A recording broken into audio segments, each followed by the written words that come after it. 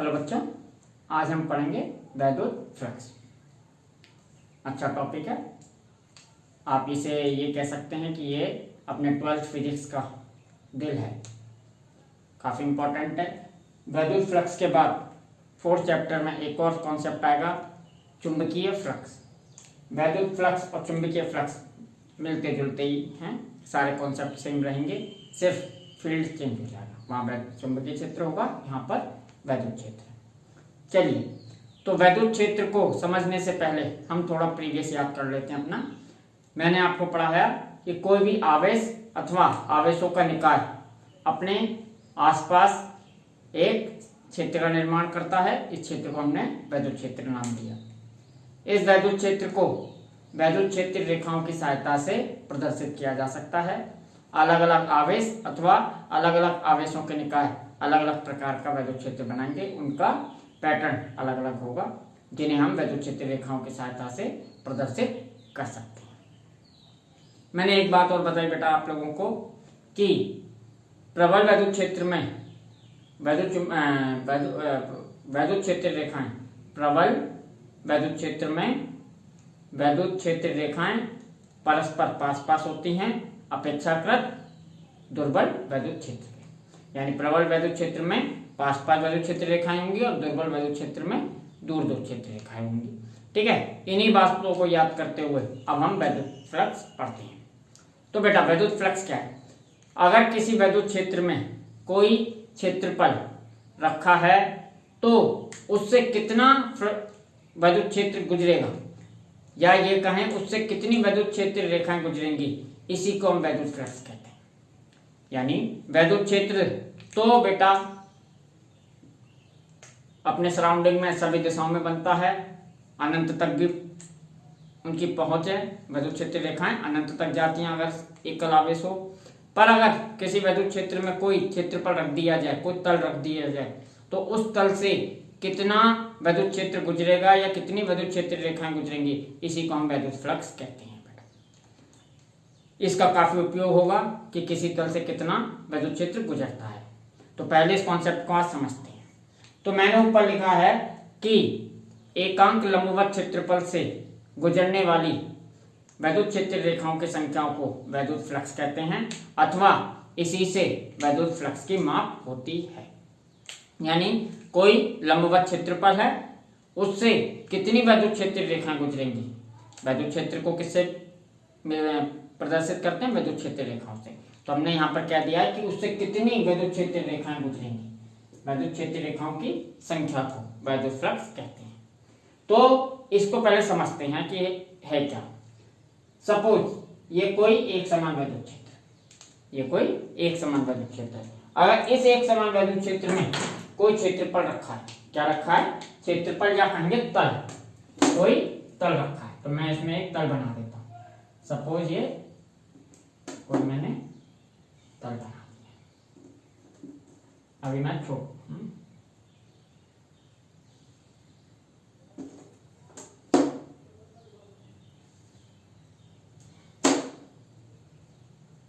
ठीक है बेटा, ये कोई तल रखा हुआ है। आप इसको ऐसे समझिएगा, वैद्युत क्षेत्र इस दिशा में है, तल कुछ ऐसे रखा। ठीक है, इसको 3D में बनाने की वजह से मैंने थोड़ा ऐसा कर दिया। कैसे रखा है ये? तो इसमें से कितना वैद्युत क्षेत्र रेखाएं गुजरेंगी, वही हमें मेजर करना है कि इसमें से कितनी वैद्युत क्षेत्र रेखाएं गुजरेंगी या कितना वैद्युत क्षेत्र गुजरेगा। तो देखिएगा बेटा, मान लीजिए इसका अभी वैद्युत क्षेत्र E है, तो इसमें से कितनी वैद्युत क्षेत्र रेखाएं गुजरी? 1 2 3। हमारी कितनी वैद्युत क्षेत्र रेखाएं गुजरी बेटा? 3। 1 2 3। अगर मैं वैद्युत क्षेत्र को डबल कर दूं, इसका परिमाण दुगना कर दिया, दिशा वही रहने दी, तो क्या होगा बेटा? मैंने कहा प्रबल वैद्युत क्षेत्र में वैद्युत क्षेत्र रेखाएं पास पास आ जाती हैं या पास पास होती हैं। तो बेटा अभी ये वैद्युत क्षेत्र रेखाएं दूर दूर थी, तो अगर मैंने इसको प्रबल कर दिया यानी डबल कर दिया, तो वैद्युत क्षेत्र रेखाएं भी बढ़ जाएंगी। तो आप ऐसे मैं और वैद्युत क्षेत्र रेखाएं बना देता हूं, ऐसे समझ लीजिए कुछ। यानी 2E वैद्युत क्षेत्र में ये रेखाएं कुछ इस तरीके से।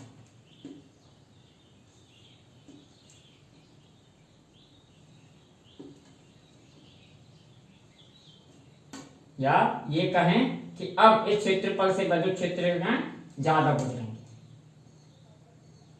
इस वैद्युत क्षेत्र से ज्यादा रेखाएं गुजरेंगी। देखते हैं बेटा, ये आपका देखिए, तो मैंने क्या कहा, जैसे भी क्षेत्र हमने वैद्युत क्षेत्र बढ़ाया, अब इसमें से कितनी वैद्युत क्षेत्र रेखाएं गुजरी, 1 2 3 4 5 6, पहले 3 गुजर रही थी। यानी कि वैद्युत क्षेत्र रेखाओं की संख्या, वैद्युत क्षेत्र रेखाओं की संख्या वैद्युत क्षेत्र के तीव्रता पर निर्भर करती है। वैद्युत क्षेत्र की तीव्रता बढ़ा दें तो वैद्युत क्षेत्र रेखाओं की संख्या बढ़ जाती है। ठीक है, तो मैं इस बात को यहाँ पर एक बात कह सकता हूं कि वैद्युत फ्लक्स, किसी तल के क्षेत्रफल से गुजरने वाला वैद्युत फ्लक्स वैद्युत क्षेत्र की तीव्रता के समानुपाती होता है। तो पहले बात को इसको ऐसे समझिए, किसी तल से गुजरने वाला वैद्युत फ्लक्स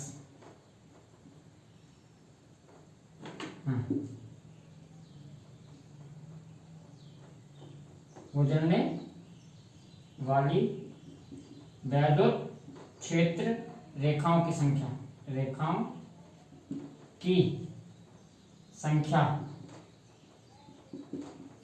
वैद्युत क्षेत्र की तीव्रता के समानुपाती होती है। पहली बात, तो इसका मतलब हो गया बेटा फाई ई प्रोपोर्शनल टू ई, यानी हमारा फ्लक्स ई के प्रोपोर्शनल है, समानुपाती है। अगर वैद्युत क्षेत्र बढ़ जाएगा, वैद्युत क्षेत्र या वैद्युत क्षेत्र की तीव्रता, दोनों बातें एक ही है बेटा, याद रखिएगा। तो वैद्युत क्षेत्र बढ़ जाए या वैद्युत क्षेत्र की तीव्रता बढ़ जाए तो हमारा फ्लक्स ज्यादा होगा, क्योंकि इससे हम वैद्युत क्षेत्र रेखाओं की संख्या ज्यादा हो जाएगी। चलिए और देखते हैं बेटा, एक चीज और है जिस पर वैद्युत क्षेत्र रेखाओं की संख्या निर्भर करती है, वो है क्षेत्रफल पर। कॉमन सेंस की बात है, अगर इस क्षेत्रफल को बड़ा कर दिया जाए, इस क्षेत्रफल को बड़ा कर दिया जाए, अभी मान लीजिए इस तल का क्षेत्रफल, तल का ये तल है बेटा, इसे तल कहते हैं, प्लेन जिसमें दो भुजाएं होती हैं उसे तल कहते हैं। इसमें 3 भुजा होंगी, ठीक है ना बेटा, वो उसमें जिसका आयतन होगा वो तल नहीं होता। ठीक है, तो जिसमें 2 भुजाएं होती हैं वो तल होता है। तल का क्षेत्रफल यहाँ पर मैं मान लेता हूँ बेटा एस है। ठीक है, इस क्षेत्रफल को आप ए से भी डिनोट कर सकते हो, कई किताबों में ए से भी है, एरिया को ए से भी डिनोट कर सकते हो या एस से, सरफेस एरिया, तो इसको एस से डिनोट कर दिया है। चलिए, अगर मैं इसका क्षेत्रफल डबल कर दूं या कहूं बड़ा क्षेत्रफल वाला तल रख दूं, ऐसे रखता हूं, ये कोई बड़ा तल रख दिया,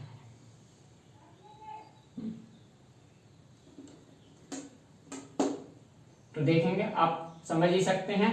अब फिर से वैद्युत क्षेत्र रेखाओं की संख्या बढ़ जाएगी, फिर से वैद्युत क्षेत्र रेखाओं की संख्या बढ़ जाएगी। ये मान लीजिए इसका क्षेत्रफल मैंने 2s कर दिया, कुछ भी ले सकते हो, थोड़ा ही बढ़ा दिया, तो देखिएगा बेटा, अब 1 2 3 4 5 6 7 8 9 ज्यादा निकलने लगे। यानी कि एक बात और प्रूफ हुई कि वैद्युत फ्लक्स या वैद्युत क्षेत्र रेखाओं की संख्याएं तल के क्षेत्रफल के समानुपाती होती है। तल का क्षेत्रफल बड़ा कर दिया जाएगा तो ज्यादा वैद्युत क्षेत्र रेखाएं गुजरेंगी, तल का क्षेत्रफल छोटा होगा तो कम वैद्युत क्षेत्र रेखाएं गुजरेंगी।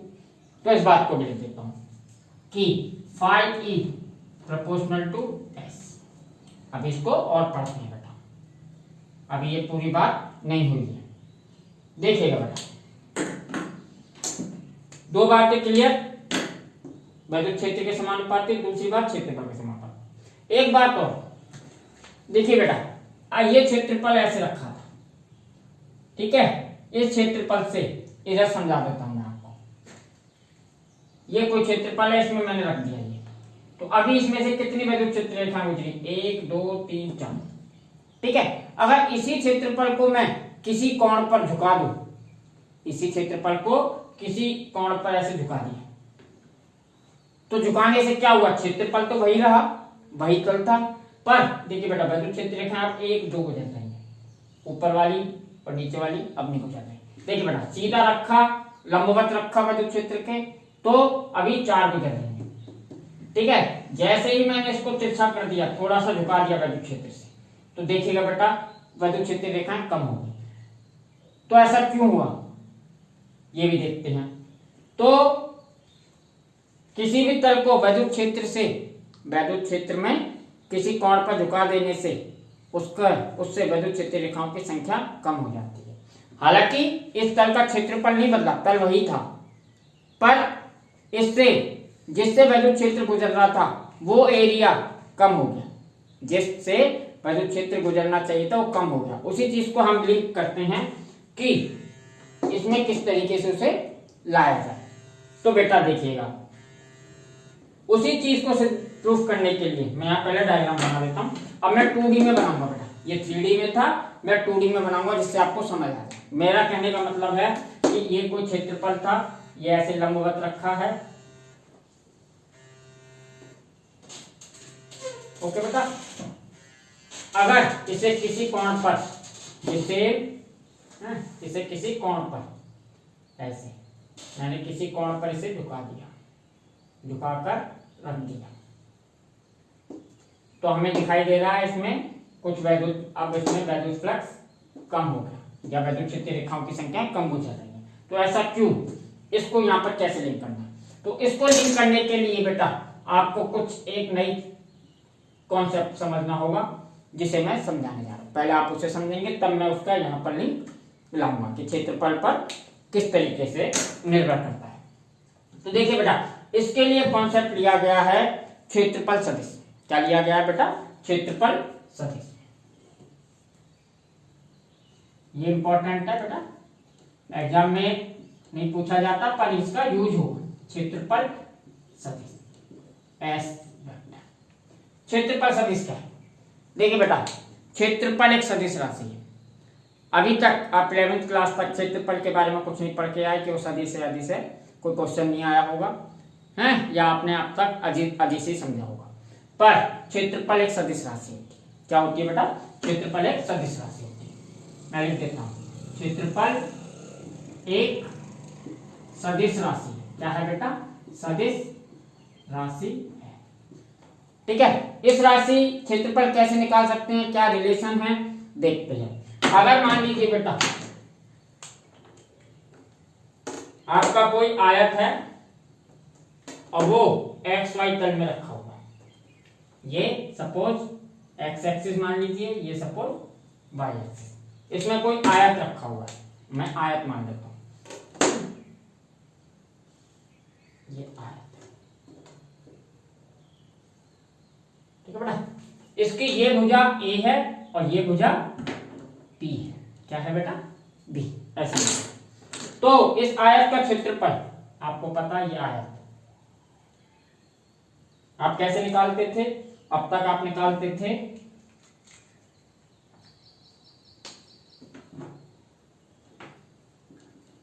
आयत का क्षेत्रफल बराबर ए इंटू बी, ऐसे करते थे। पर मैंने कहा क्षेत्रफल क्या है? एक सदिश राशि। क्या है? सदिश राशि। तो अगर इसके ऊपर वेक्टर लगाता हूं तो ये समझिए इनके बीच क्रॉस का प्रोडक्ट है, क्रॉस का रिलेशन है, यानी एस बराबर होता है ए क्रॉस बी, यानी क्षेत्रफल दोनों भुजाओं के सदिश गुणनफल के बराबर होता है। किस क्षेत्रफल किसके बराबर होता है? दोनों भुजाओं के सदिश गुणनफल। इस क्रॉस प्रोडक्ट को हम कहते हैं सदिश गुणनफल, ठीक है। तो आपको ये पता चल गया क्षेत्रफल क्या है। एक पहली बात सदिश राशि है, ये कैसे निकालता जाता है? ए क्रॉस बी। अब सदिश राशि है तो इसकी दिशा होगी, तो हमें मालूम है सदिश गुणनफल में या क्रॉस प्रोडक्ट में जो एस की दिशा आती थी वो ए और बी के परस्पर लंबवत होगी, दोनों के लंबवत होगी। एस की दिशा क्या होगी? ए और बी दोनों के लंबवत। तो क्षेत्रफल सदिश की दिशा ए और बी दोनों के लंबवत होगी। आप ऐसे भी कह सकते हैं ये जो आयत था ये ए और बी दो भुजाओं से बना, ए और बी, ए की दिशा में है एक्स, बी की दिशा में है वाई, ठीक है।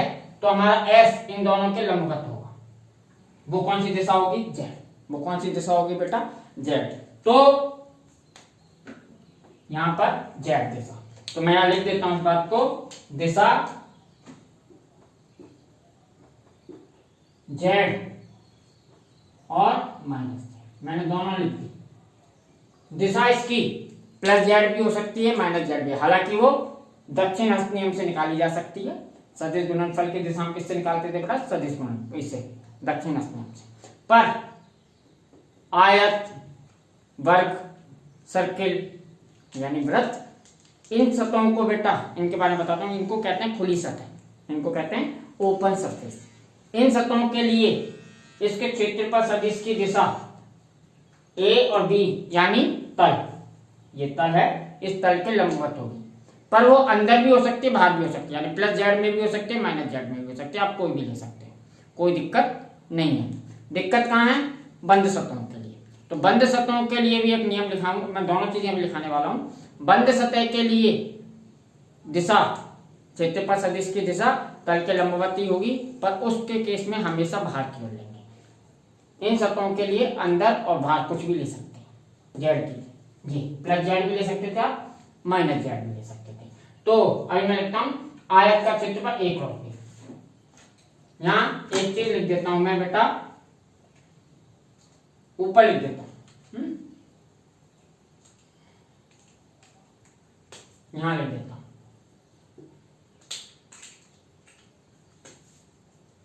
पहला पॉइंट, खुली सतहों, अभी इनकी दिशा लिखूंगा सबकी, खुली सतहों, खुली सतह के जैसे जैसे आयत, ओके बेटा, वर्ग, वृत्त, ठीक है ना बेटा, जिनके सिर्फ क्षेत्रफल होते हैं आदि, और भी हो सकते हैं, ये किसी भी, जरूरी नहीं है सिमेट्रिकल शेपों के लिए हो, एक्स सिमेट्रिकल शेप भी होगी, तल होना चाहिए, उन सब के लिए बात सत्य है जो मैं लिखने वाला हूं, उन सबको खुली सतह कहेंगे। खुली सतहों के लिए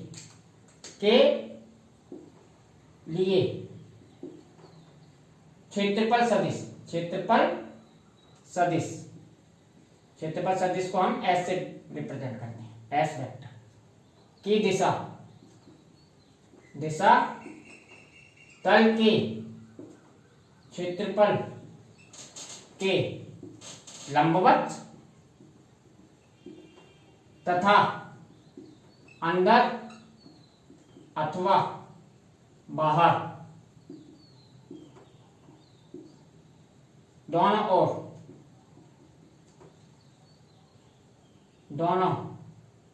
अंदर अथवा बाहर दोनों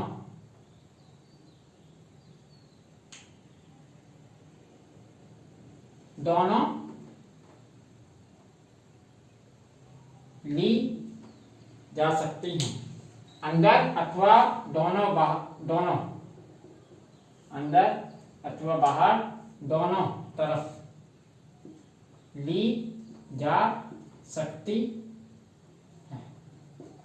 बेटा ओपन सतह, मैंने बोला खुली सतह, जैसे कि वृत्त हो गया, आयत हो गया, वर्ग हो गया, इन सतहों के लिए क्षेत्रफल सदिश की दिशा अंदर भी ले सकते हो, बाहर भी ले सकते हो। जैसे ये यहाँ पर जेड दिशा कौन सी होगी?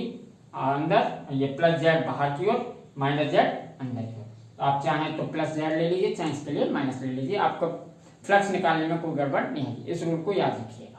अभी और बात आती है, एक और, इसको मैं लिख देता हूं।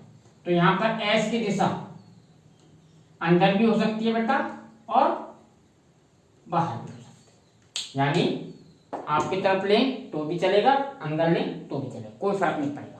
पर होनी क्या चाहिए? ए और बी के लंबवत, या ये तल किससे बनना था? ए और बी से, तो इस तल के क्या होनी चाहिए? लंबवत। जैसे ये कोई तल है, इस तल के क्षेत्रफल सदिश की दिशा क्या होगी? ये तल है, इस तल के लंबवत ये ऐसे। अब इसको आप ऐसे ले लीजिए चाहे ऐसे ले लीजिए, कोई फर्क नहीं पड़ेगा, दोनों दिशाओं से कोई फर्क नहीं। ओपन सतह के लिए, खुली सतह के लिए। बंद सतह के लिए एक और रूल है, उसे लिख देता हूं, उसका उपयोग कल होगा, पर इसको लिख देता हूं। दूसरी बात है बेटा, बंद सतहों जैसे बंद सतह कौन सी होती है बेटा, जैसे घन, घनाभ, जिनमें आयतन होता है उनको आप बंद सतह कह सकते हैं। गोला, स्फीयर, ठीक है, बेलन आदि के लिए क्षेत्रफल सदिश की दिशा तल के तो लंबवत रहेगी, ये बात तो दोनों के लिए कॉमन है। के लिए क्षेत्रफल सदिश एस की दिशा तल के लंबवत हमेशा तल के लंबवत तथा हमेशा बाहर की ओर, बाहर की ओर होती है। इसके लिए बंद सतहों, जैसे मैंने बोला घन, घनाभ, बेलन, गोला, ये सब बंद सतह जिनके आयतन होते हैं, आप ऐसे याद रख लीजिए कि जिनके आयतन होते हैं उन्हें बंद सतह कहते हैं। इन्हीं के लिए क्षेत्रफल सदिश की दिशा हमेशा तल के लंबवत होगी, वो तो बात कॉमन है दोनों के लिए, ओपन सतह और क्लोज सतह दोनों के लिए। पर इसके क्षेत्रफल सदिश की दिशा हमेशा बाहरी होगी। क्या होगी बेटा, हमेशा बाहर, कभी अंदर नहीं होगी। जैसे यूं समझिए, यहां समझा देता हूं, ये कोई, अभी मैं इसके बारे में बेटा एग्जाम्पल लूंगा मैं 1.16 अभ्यास का, और एग्जाम्पल भी है, उनको मैं समझाऊंगा, तब आपका ये क्लियर होगा। अभी आप थोड़ा सा समझ लीजिए। जैसे कि ये कोई घन है ना, तो अगर इसके क्षेत्रफल सदिश की बात आएगी तो बेटा क्षेत्रफल सदिश हमेशा बाहर ही लिया जाए। इस सतह का बाहर, ऊपर की सतह का बाहर, कभी भी अंदर नहीं लिया जाना, सतह के अंदर, यानी कि ये घन के अंदर घुसती हुई क्षेत्रफल सदिश की दिशा नहीं होगी, हमेशा बाहरी होगी। जैसे इस सतह की बात की जाए तो ये ऐसे, इसको अभी मैं और डिटेल में बताऊंगा, अभी आपको है, अभी आप इतना समझ लीजिए। बंद सतहों के लिए क्षेत्रफल सदिश की दिशा हमेशा बाहर की ओर होती है और तल के लंबवत होती है। खुली सतहों के लिए आपकी मर्जी है, आप कोई भी ले सकते हैं, अंदर ले लीजिए चाहे बाहर ले लीजिए, कोई फर्क नहीं पड़ेगा। तो मैं आपसे कहूंगा, अगर खुली सतह के लिए कोई भी दिशा ली जा सकती है, अंदर लें चाहे बाहर, तो आप ये याद रखिए कि हमेशा बाहर। क्यों हम इसके लिए बाहर रख रहे हैं, इसके लिए भी हम नियम बना लेते हैं बाहरी, तो आपको कोई प्रॉब्लम नहीं होगी, क्योंकि हमारे पास चॉइस है, यहाँ पर अंदर ले चाहे बाहर, दोनों तरफ ले सकते हैं। तो आप ये याद रखिए, क्षेत्रफल सदिश की दिशा हमेशा तल के लंबवत बाहर की ओर होती है, तो आप हमेशा क्षेत्रफल सदिश की दिशा बाहर ही लीजिएगा। तो बेटा ये बात हो गई क्षेत्रफल सदिश की, कि क्षेत्रफल एक सदिश राशि है, क्षेत्रफल में भुजाओं के साथ सदिश गुणनफल के बराबर होता है। क्षेत्रफल सदिश क्या होता है, क्षेत्रफल कैसे, a क्रॉस b से निकलेगा, ठीक है। a क्रॉस b की दिशा हमेशा तल के लंबवत होगी। ओपन सतह यानी खुली सतहों के लिए इसकी दिशा अंदर अथवा बाहर कहीं भी ली जा सकती है, परंतु बंद सतह के लिए इसकी दिशा हमेशा कहाँ ली जाएगी, बाहर की। तो अभी ये बेटा थोड़ा सा नोट कीजिए, इसको मैं हटा रहा हूं, अब इसका यूज यहाँ करूंगा, कहाँ करूंगा, यहाँ। तो अब इतनी बात क्लियर हो गई, याद रखिएगा क्षेत्रफल क्या है, सदिश। चलिए ये लिख लीजिएगा, इनका इस्तेमाल होगा, इंपॉर्टेंट बात है नोट में। देखो बेटा अब ये बात क्लियर हो गई, क्षेत्रफल सदिश है, तो हम यहाँ पर क्षेत्रफल सदिश का ही उपयोग करेंगे ये रिलेशन लाने के लिए, फ्लक्स के लिए।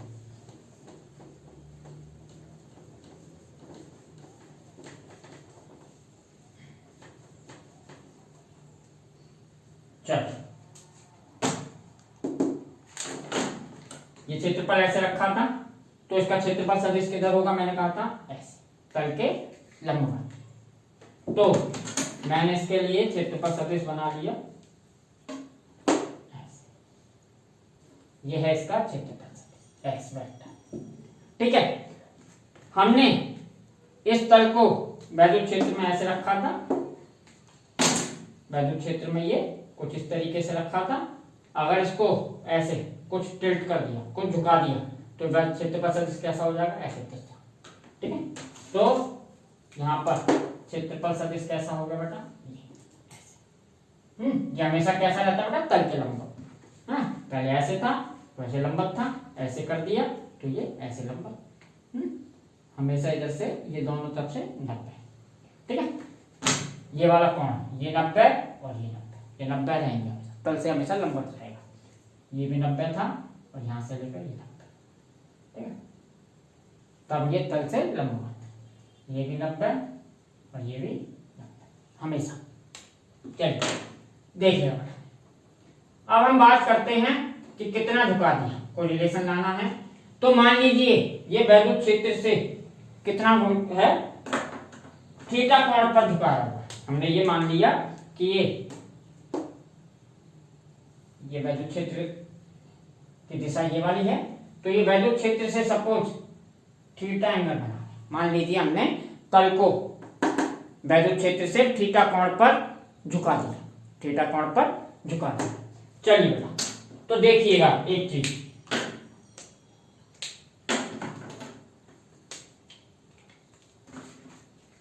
जब तल को हम ऐसे झुका देते हैं तो अब हमारा जो फ्लक्स गुजर रहा होगा वो ऐसे ऐसे ऐसे इसमें से गुजर रहा है।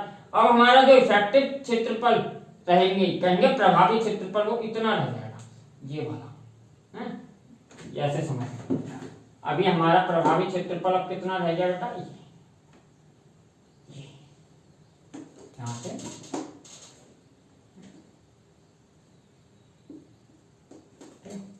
ये। अब हमारा प्रभावी क्षेत्रफल ये है, इससे फ्लक्स गुजरता, इतने क्षेत्रफल से गुजरता है।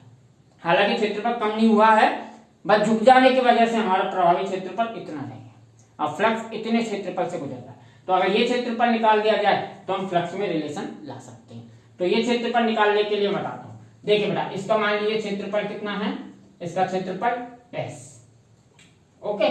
तो इसका क्षेत्रफल भी क्या होगा, S। क्षेत्रफल चेंज तो हुआ नहीं, सिर्फ झुकाया है, इसका क्षेत्रफल भी कितना है, S। अब ये क्षेत्रफल निकालना है, तो देखिएगा बेटा, बाय ज्योमेट्री अगर ये एंगल थीटा है तो ये एंगल भी थीटा होगा, आप चेक कर सकते हैं, ठीक है ना। ये एंगल भी क्या होगा, थीटा। तो इसको समझाने के लिए मैं थोड़ा सा जाते हैं, देखिए अगर ये वाला क्षेत्रफल निकालना है मुझे, ये क्षेत्रफल, अभी आपको ये लेंथ दिखाई दे रही है, पर इसको लेंथ मत समझिएगा, क्षेत्रफल है, ठीक है। तो आप ऐसे समझिए कि मैंने आपको बताया, हमने देखा है समकोण त्रिभुज में cos थीटा बराबर होता है बेटा आधार बटे कर्ण, आधार बटे कर्ण। थोड़ा समझने के लिए कर रहा हूं मैं, आप जिससे समझ जाए, ये एग्जाम वगैरह में नहीं आता। इसमें जब भी एग्जाम में आएगा तो सिर्फ ये पूछा जाएगा कि व्हाट इज इलेक्ट्रिक फ्लक्स, कि वैद्युत फ्लक्स क्या है, ठीक है। इसे समझाइए, इसकी यूनिट या दिमाग लिखिए इस तरीके से, इसका कोई डेरिवेशन पूरा क्लियर नहीं हुआ। तो बस आपको ये डेफिनेशन लिखनी होगी और जो रिजल्ट मिलाऊंगा वो लिखना होगा, ये 1 या 2 मार्क्स में आता है, ठीक है। तो अभी ये समझाने के लिए cos थीटा बराबर क्या होता है, आधार बटे कर्ण। ये क्षेत्रफल है, ये क्षेत्रफल है, देखो क्षेत्रफल ऐसे रखा था तो सिर्फ इसकी ये वाली साइड दोनों के लिए चेंज नहीं हुई, ये वाली साइड से तो फ्लक्स उतना ही रहा, सिर्फ ये जो साइड थी ये अब इतनी है, तो ये भुजा चेंज नहीं हुई है, एक हुई है, जिससे फ्लक्स गुजर रहा था।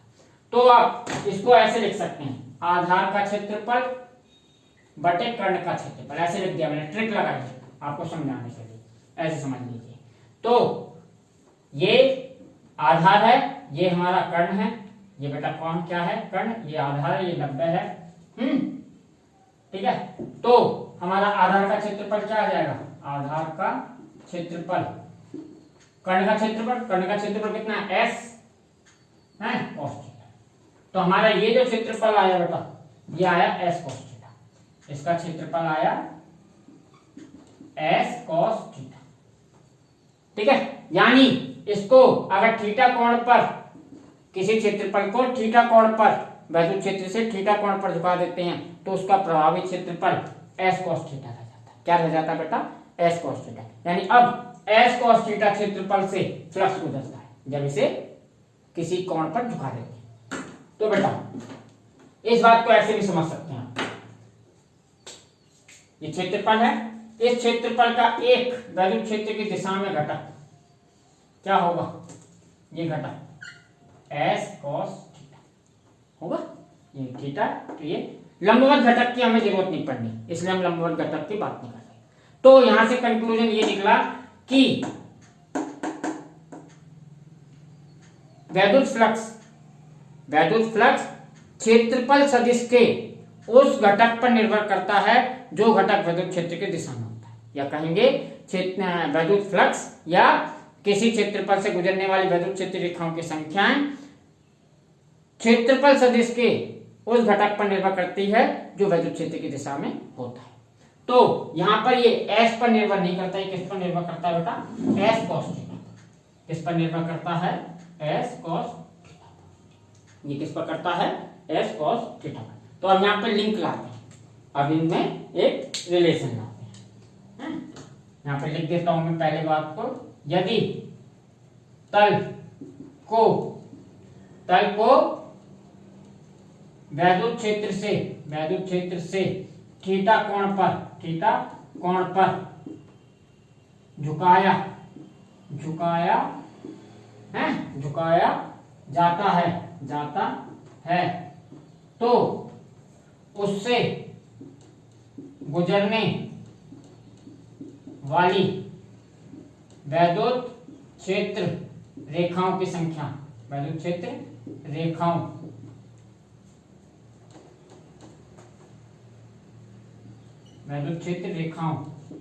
की संख्या घट जाती है या घट जाती है।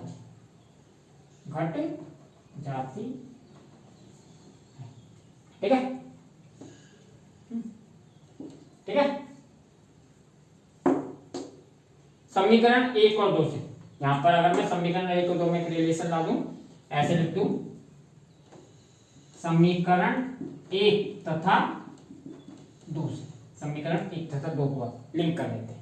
तो यहां से जो इनके बीच एक संबंध बनना है वो बेटा कुछ इस तरीके का बनेगा, ई एस कॉस थीटा।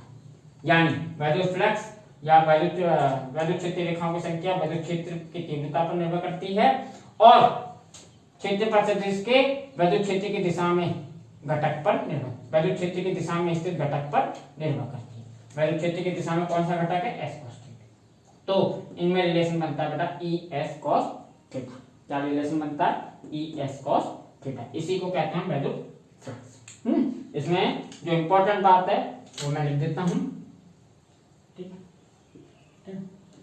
जहां थीटा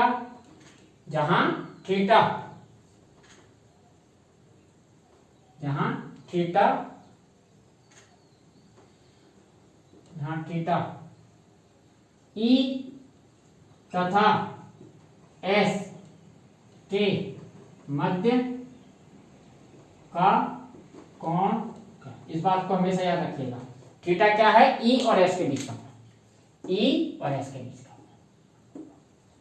इस फॉर्मूले में ई एस कॉस थीटा। इसको कहते हैं वैद्युत फ्लक्स, इसको कहते हैं वैद्युत फ्लक्स। इस संबंध को आप ऐसे भी लिख सकते हैं, phi E equal to E dot S. Cos theta की वजह से इसमें क्या संबंध बनता है, ई डॉट एस है, अदिश गुणनफल। तो आप इसको ऐसे लिख सकते हैं, ई एस कॉस थीटा को खोलेंगे तो क्या बनेगा, E S, E dot S को खोलेंगे तो ई एस कॉस थीटा बनता है। तो हम इसको सदिश रूप में लिख दिए, ये इसका क्या है, सदिश रूप। ऐसे समझ लीजिए ये क्या इसका बेटा, सदिश। ठीक है, इससे एक बात क्लियर हो गई, ये क्या होता है, अदिश गुणनफल। ये क्या होता है बेटा, अदिश गुणनफल। इसका मतलब वैद्युत फ्लक्स एक अदिश राशि है। वैद्युत फ्लक्स क्या है, एक अदिश राशि। अच्छा हुआ ये अदिश राशि है, अब हमें इसके दिशा के बारे में कोई बात नहीं करनी पड़ेगी। तो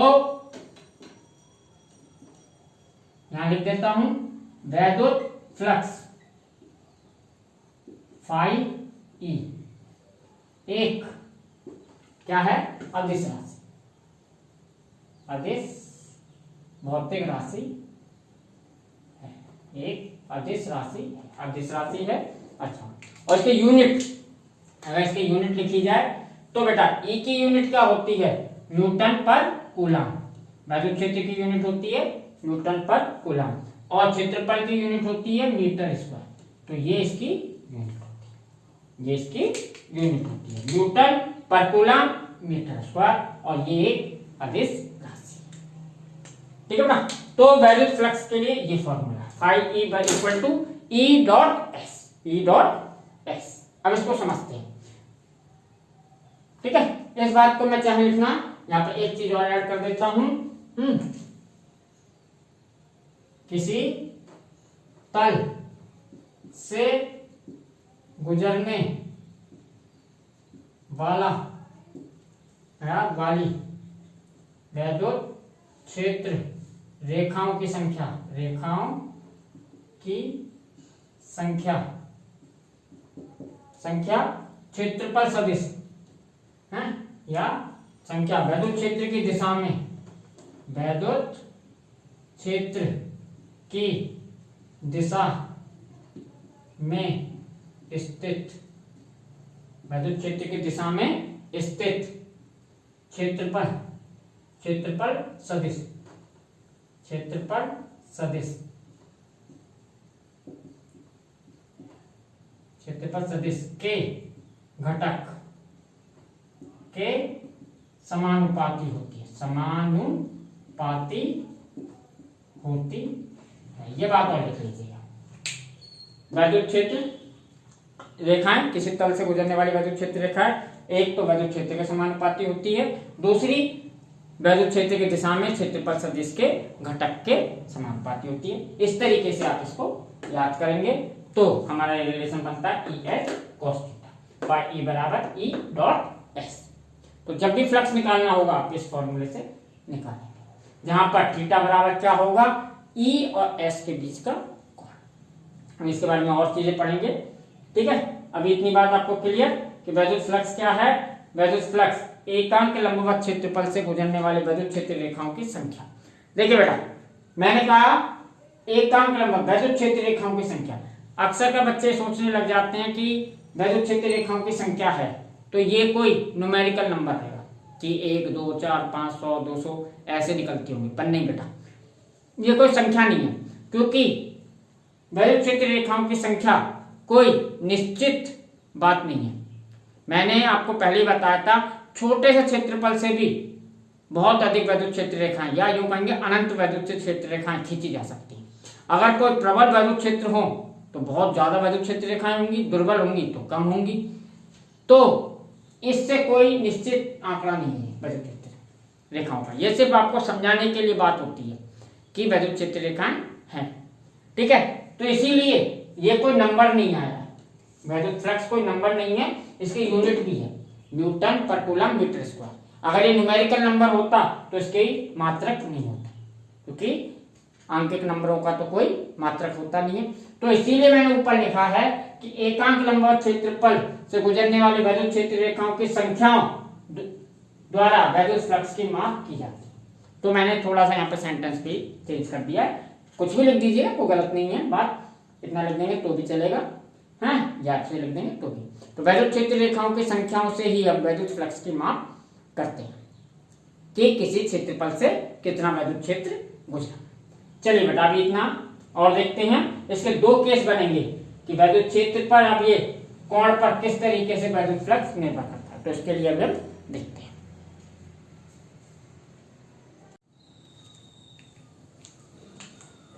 चलिए बच्चों, अब देखते हैं केस 1। केस 1 क्या है इसमें, जब तल का क्षेत्रफल, जब तल का क्षेत्रफल या तल का ही का क्षेत्रफल वैद्युत क्षेत्र के लंबवत हो, तो यदि तल का क्षेत्रफल या तल वैद्युत क्षेत्र के लंबवत हो, जैसा कि ये केस है, ये तल है, ये तल वैद्युत क्षेत्र के लंबवत रखो ऐसे, और वैद्युत क्षेत्र ऐसे पार कर। तो इस केस में देखिएगा बेटा, इस केस में आप देख रहे होंगे S इस साइड है, ई भी किधर है, इस साइड है। S और E दोनों ही एक दूसरे के समांतर है, यानी इन दोनों के बीच कोण कितना बनेगा बेटा, 0 का। तो ये केस होता है बेटा, इट मींस इसमें थीटा बराबर होता है 0 डिग्री। जब तल वैद्युत क्षेत्र के लंबवत हो तो थीटा बराबर कितना होगा, 0। हमारा फ्लक्स कैसे निकाला जाता है, phi equal to E dot S, या कहेंगे ई एस कॉस 0। कॉस 0 का मान 1 होता है, आपको पता ही है, फिर भी लिख देता हूं। कॉस 0 बराबर होता है 1, कॉस 0 बराबर होता है 1। तो अपना फाई आ गया बेटा ई एस। ये जो फ्लक्स होता है, ये जो फ्लक्स है, ये बेटा अधिकतम फ्लक्स है। ये क्या है, तल से गुजरने वाला, तल से गुजरने वाला अधिकतम फ्लक्स होता है। ये तल से गुजरने वाला अधिकतम फ्लक्स, यानी तल जब ऐसे रखा होगा लंबवत विद्युत क्षेत्र के, तब इससे अधिकतम फ्लक्स गुजरा करेगा और किसी केस में कम गुजरेगा। अब इस फ्लक्स को एक एक धीमे धीमे करके ऐसे टिल्ट करते झुकाते जाएं तो ये फ्लक्स कम होता जाएगा, और ऐसे रख दिया तो बिल्कुल 0 हो जाएगा। सारा फ्लक्स ऊपर से ऐसे देखिए, सब कुछ लाइनें विद्युत क्षेत्र रेखा ऊपर से नीचे से निकल जाएंगी। थिकनेस तो हम तल की नेग्लिजिबल मानते हैं, ठीक है। तो ये स्थिति होती है जब तल विद्युत क्षेत्र के समांतर, ठीक है। तो अभी समांतर वाला केस भी आने वाला है, इतना याद रखिए, लंबवत में अधिकतम फ्लक्स गुजरेगा, ठीक है। दूसरा केस इसमें बनता है बेटा, ये दोनों केस आपको हमेशा याद रखनी है। केस 2, जब तल का क्षेत्रफल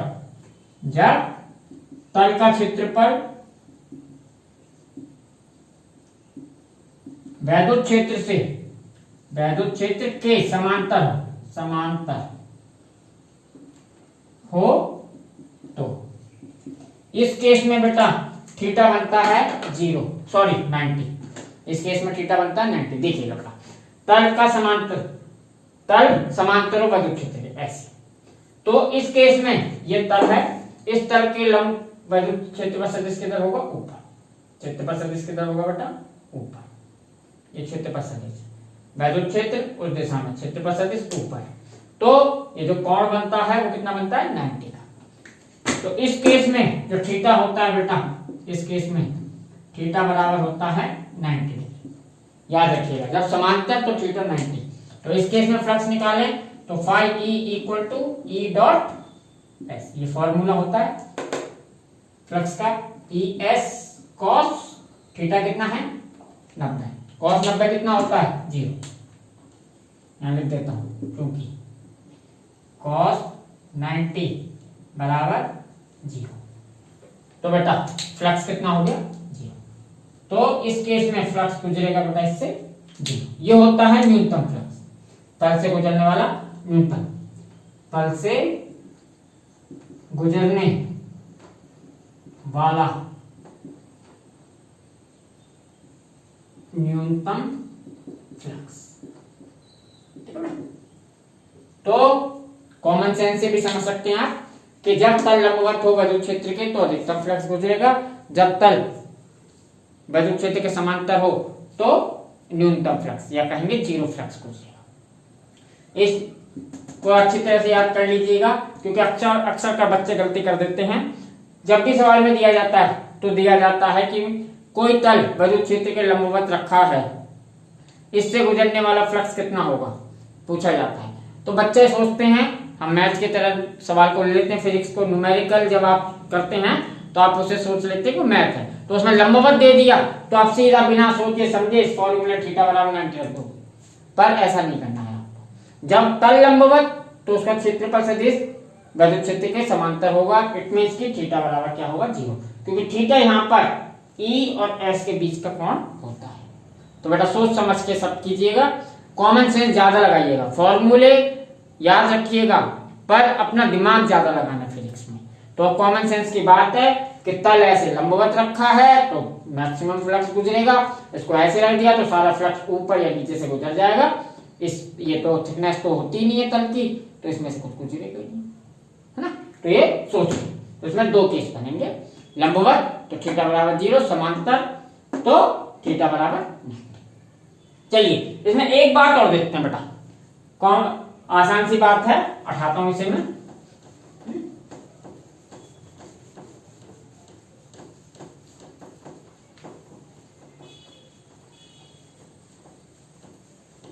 वैल्यूज फ्लक्स बेटा बहुत इंपॉर्टेंट टॉपिक है। अभी इसके न्यूमेरिकल भी मैं कराऊंगा।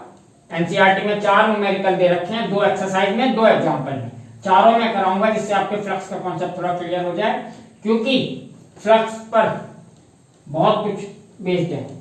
चैप्टर 6 इलेक्ट्रोमैग्नेटिक इंडक्शन यानी विद्युत चुंबकीय प्रेरण। विद्युत चुंबकीय प्रेरण पूरी तरीके से चेंजिंग फ्लक्स पर है, चुंबकीय फ्लक्स परिवर्तन पर है। ये अपना जितनी भी इलेक्ट्रिसिटी वगैरह बन रही है वो चेंजिंग फ्लक्स पर है। जितनी भी वर्ल्ड में ज्यादातर इलेक्ट्रिसिटी जो भी प्रोड्यूस हो रही है वो चेंजिंग फ्लक्स पर बेस्ड है। जितना ज्यादा चेंजिंग फ्लक्स उतना ही ज्यादा आप समझ सकते हैं ईएमएफ इंड्यूस होगा, या कह सकते हैं कि ज्यादा करंट बनेगा। उसे उस समय पढ़ेंगे, तो पहले फ्लक्स के फंडे समझने की कोशिश कीजिएगा, इस पर मैक्सिमम न्यूमेरिकल करने की कोशिश कीजिएगा। पर एनसीईआरटी के 4 जो मैं बता रहा हूं, एक्सरसाइज 1.15 एंड 1.16, ये दोनों एक्सरसाइज के करने हैं और 2 एग्जांपल हैं, चारों को मैं यहां कराऊंगा इस लेक्चर के बाद। चलिए जब तक इसका और देखते हैं। देखिए बेटा, हमने अभी अभी पढ़ा phi E equal to E S cos theta. अब उपर्युक्त समीकरण को 2 तरीके से लिखा जा सकता है, को 2 प्रकार से लिखा जा सकता है। देखिएगा लिखा जा सकता है, कैसे लिख सकते हैं? देखिए phi E equal to E S cos theta, या phi E equal to S E cos theta, दोनों ही एक ही बात है। एस को पहले लिखते हैं, चाहे ई को बाद में लिखते हैं। इसका भी मतलब क्या होता है? ई डॉट एस। इसका भी मतलब होता है ई डॉट एस। तो आप इस फॉर्मूले से ये क्लियर हो रहा है, या तो इलेक्ट्रिक फील्ड के डायरेक्शन में एस का कंपोनेंट लें, क्षेत्रफल सदिश का, वैद्युत क्षेत्र की दिशा में क्षेत्रफल सदिश का कंपोनेंट लें, या क्षेत्रफल सदिश की दिशा में वैद्युत क्षेत्र का कंपोनेंट लें। दोनों बात एक ही है। आप दोनों तरीके से फ्लक्स निकालेंगे, सेम निकलेगा। कोई तरीका भी अपना सकते हैं, जैसे एग्जांपल मैं देखता हूं। मान लीजिए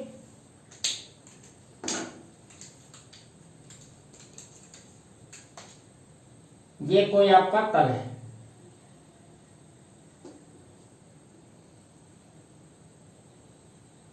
ये कोई तल है, ठीक है। इसका क्षेत्रफल सदिश ऐसे मान, नॉर्मल वे में आप ऐसे समझिएगा, ऐसे होगा। इसमें कोई वैद्युत क्षेत्र ऐसे है,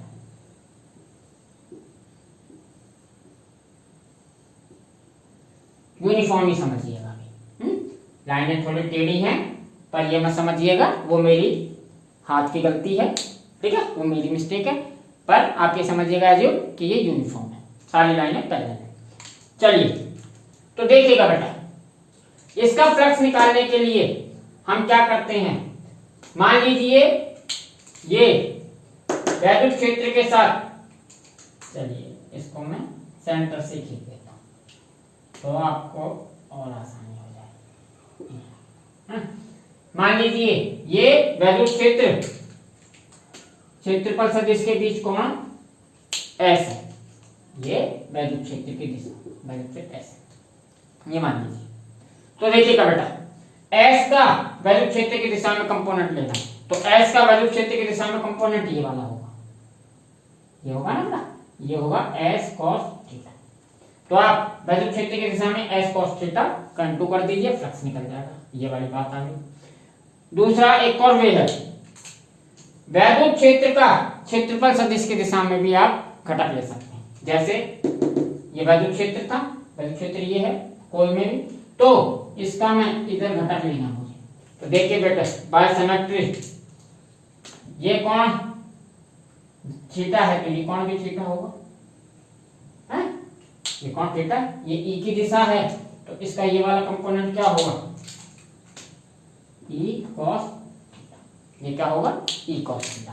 तो आप एस के दिशा में ई कॉस थीटा ले लीजिए, एस के दिशा में विद्युत क्षेत्र का कंपोनेंट ले लीजिए, तो भी वही बात है, या ई की दिशा में एस का कंपोनेंट ले लीजिए, दोनों बातें एक ही है, आपका फ्लक्स सही निकलेगा, कोई दिक्कत नहीं है। तो कभी ऐसी प्रॉब्लम बन जाए तो आप ज्यादा मत सोचिएगा, किसी को भी किसी के एक ही दिशा में बस ले लेना है, ठीक है। विद्युत क्षेत्र लिया तो विद्युत क्षेत्र की दिशा में क्षेत्रफल सदिश का घटक लेना है, या अगर आपने क्षेत्रफल सदिश ले लिया तो विद्युत क्षेत्र को क्षेत्रफल सदिश की दिशा में लेना है। तो मैं इसको पहले इस बात को लिखता हूं, फिर आगे और भी बताता हूं। अतः विद्युत क्षेत्र की दिशा में, विद्युत क्षेत्र की दिशा में क्षेत्रफल सदिश, क्षेत्रफल सदिश S का घटक, S का घटक कौन सा होता है, S cos थीटा विद्युत क्षेत्र की दिशा में, या अथवा लिख देता हूं, अथवा क्षेत्रफल सदिश की दिशा में, क्षेत्रफल सदिश की दिशा में विद्युत क्षेत्र कौन सा ई, विद्युत क्षेत्र का क्षेत्रफल सदिश की दिशा में, क्षेत्र की दिशा में, विद्युत क्षेत्र की दिशा में विद्युत क्षेत्र में देखें, विद्युत क्षेत्र ई का घटक, तो ई का घटक क्या होगा, ई कॉस थीटा विद्युत क्षेत्रफल सदिश में, दोनों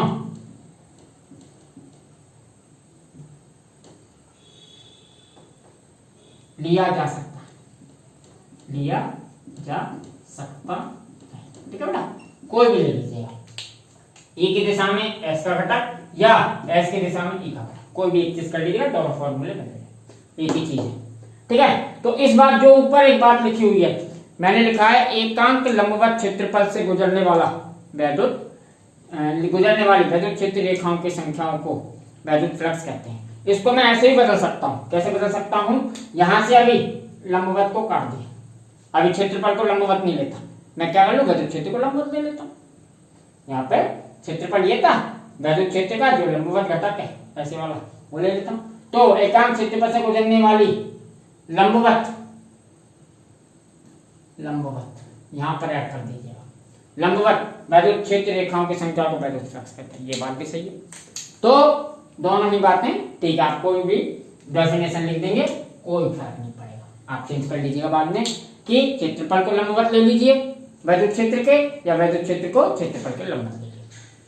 चलिए बेटा, तो ये छोटी छोटी बातें हैं, मैंने आपको बता दी फ्लक्स क्या होता है, ठीक है, और मैंने बता दिया कोई ये संख्या नहीं है, विद्युत फ्लक्स निकाला जा सकता है phi E = E dot S, ठीक है। अब हम इसके बाद देखेंगे पहले एक्सरसाइज 1.15 और एक्सरसाइज 1.16, पहले वो देखेंगे, आसान है दोनों क्वेश्चन, फिर उसके बाद दोनों एग्जाम्पल। चलिए।